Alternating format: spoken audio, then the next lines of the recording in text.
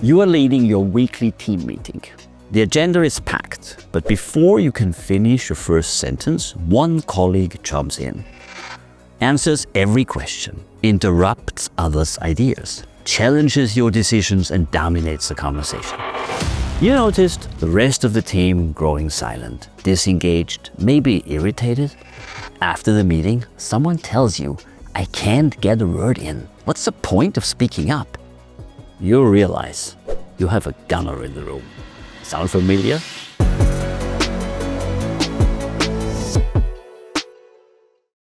Welcome back, everyone, to the Mammoth in the Room, where we explore leadership lessons that stand the test of time. I'm Nicholas Bocconi, CEO of Mammoth Leadership Sciences, and today we launch a new mini-series on difficult leadership situations. In this series, we explore tricky dynamics like dealing with a domineering team member or navigating conflicts, and connect them to our evolutionary and psychological roots. Unlike our other themed mini-series, these episodes will appear now and then, interwoven with other topics. Each will unpack a real leadership challenge, uncover the ancient instincts at play, and offer science-based strategies for modern leaders. And one quick reminder before we dive in. This fall, Mammoth Leadership Sciences is launching its online leadership academy. The first course will help leaders decode the evolutionary, psychological, and biological traps that hold organizations back and what to do about it. We'll share more soon, but for now, keep an eye on your feet. So, back to our gunner. What's the evolutionary frame? In other words, why does the gunner exist? Humans have always competed for attention, status, and influence. In ancestral hunter-gatherer groups, people who could demonstrate expertise, say by sharing knowledge about hunting or healing, often gained prestige and, with it, greater access to resources and allies. Social scientists call this costly signaling, as Kakar and Sivanathan showed 2021. And again, we have all the literature in the show notes.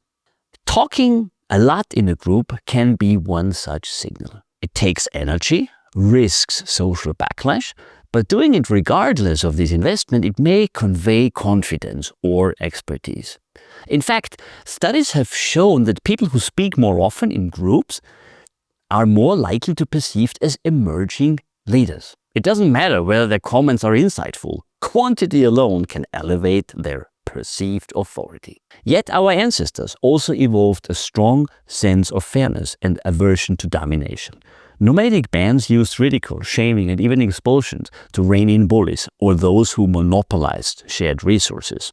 Our brains are wired to punish free riders and suppress people who seek to dominate at the expense of the group. That's why a modern team bristles when one member hogs the airtime. It triggers our age-old dislike of unfair advantage and undermines cooperation. The dual model of leadership, dominance versus prestige, helps explain the gunner's behavior. Some leaders and would-be leaders assert dominance through force, intimidation, or sheer presence. Others achieve status through prestige, competence, generosity, and teaching. Research shows that prestige-based leaders are more trusted and inspire greater cooperation, whereas dominance can unify groups temporarily but breeds resentment and resistance in the long run. Now, what are we going to do about our gunner? And yes, I have to admit, I also was one of them. Early in my career, when I was told, "Talk more, Nicholas, show your leadership," I always tried to resist these urges, but not always. And I still remember the moments when I gave in, talked just to be heard, just to talk, and messed up. Guilty as charged. I also did it. But that's for another day, or a one-on-one. All right, here are some actionable steps how address this behavior. Before you reacting, it helps to ask, is the gunner genuinely trying to contribute valuable information, like prestige, or are they using dominance to assert control? Observe whether their comments move the conversation forward or derail it. Speak privately with quieter team members to gauge how the behavior impacts them. People may remain silent not because they lack ideas, but because they've learned that interruptions and criticism follow every attempt to speak. Research indicates that overtalkers often misjudge their own contributions and underestimate the suppression effect they have on others. So here is tip 1. Set norms rooted in fairness. Our fairness instincts make us crave balanced participation. Leaders can harness this by creating structures that distribute airtime. For example, round robin or 1-2-4-all formats, right? 1 individual reflection, 2 pairs discussion, 4 groups of 4 discussion, and all whole group sharing. It ensures broad participation, promotes deeper engagement with ideas, and leads to more inclusive and efficient group discussions by gradually expanding the scope of thought. It levels the field and signals that all voices matter. Or you can introduce time boxing contributions. Limit each speaker to set a number of minutes per topic. Or rotate facilitators. Give different team members the role of chairing meetings, which curbs the impulse to dominate and raises empathy for the chair's job. Such structures appeal to our evolved sense of equality and reduce the likelihood that a single person can hijack the discussion. Here is tip 2. Channel the desire for prestige. Rather than stifling the gunner's energy, find constructive outlets. People who talk a lot may be driven by a desire for recognition and influence. Natural human motives that, when channeled positively, can benefit the team. You might assign expertise roles. Ask the gunner to research complex topics and brief the group, turning their talkativeness into teaching, which is a prestige pathway.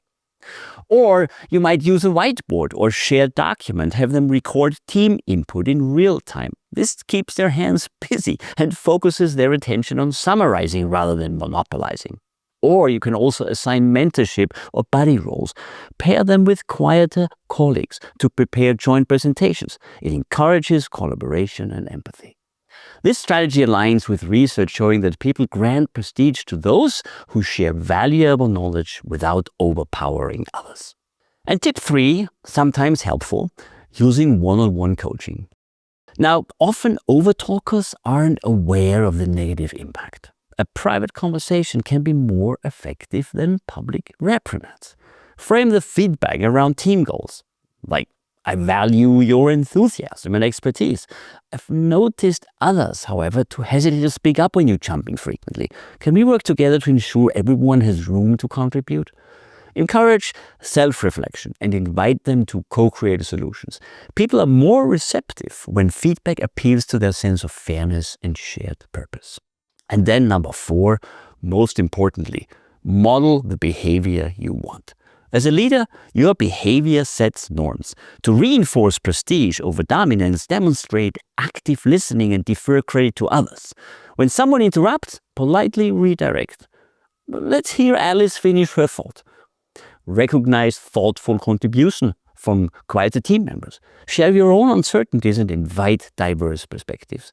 This models humility and reduces the social cost of speaking up. Research shows that teams with leaders who cultivate psychological safety, where members feel safe to speak without fear of ridicule, are more innovative and effective. Okay, some takeaways and calls to actions. 1, you have a gunner in the room. First, understand the instinct. Over-talkativeness often springs from evolved status motives, dominance and prestige. Recognize these underlying drives before reacting. 2, design the space. Establish fair participation norms, round robins, time boxing, and so on. Channel the gunner's energy into prestige-oriented roles like knowledge sharing or mentorship. And 3, lead by example. Model the prestige path yourself. Practice active listening, elevate quieter voices, and give feedback that appeals to fairness and shared goals. And if there's one thing I wanted to take away from today's shows, it's this. Don't suppress the gunner, redirect them. Harness the desire for status through teaching and service rather than domination, and you'll cultivate a more inclusive and effective team. Make them work for the team. All right, this was it for today. If this episode resonated with you, please subscribe, rate, and share with anyone interested in leadership. And don't forget, Mammoth Leadership Sciences is launching its online leadership academy this fall. It's packed with insights, tools, and frameworks to help you become a more self-aware, adaptive leader. keep an eye out. Lastly, if you're interested in more, you can order my book. It has the same title as this podcast, The Mammoth in the Room. It offers a practical roadmap for how great leaders and their teams embrace evolutionary truths for outstanding business results across 3 sections on people, on strategy, and on implementation. Until next time, lead wisely, think critically, and don't let ancient instincts hijack your modern leadership. I'm Nicolas Bocconi, and this is The Mammoth in the Room.